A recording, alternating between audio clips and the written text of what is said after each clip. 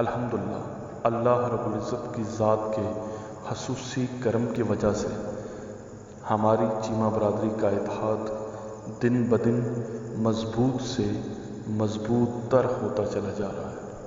हमारी अल्लाह रब्बुल इज़्ज़त की ज़ात से खसूसी दुआ है कि वो हमारे इस इत्तेहाद को हमेशा हमेशा कायम व दायम रखे।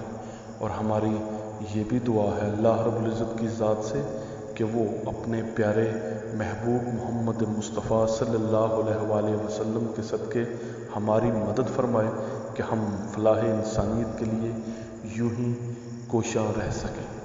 अच्छा कौन है?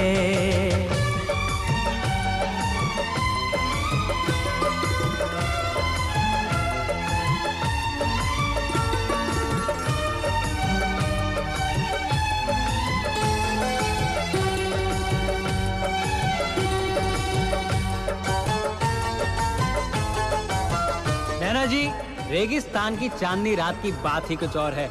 आज आप देखेंगी तो आपको मजा आ जाएगा।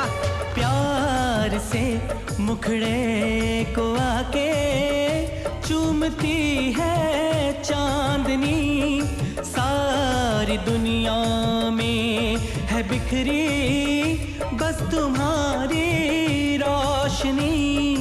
ऐसा कोई भी नहीं हो मेरी नजर में हंसी।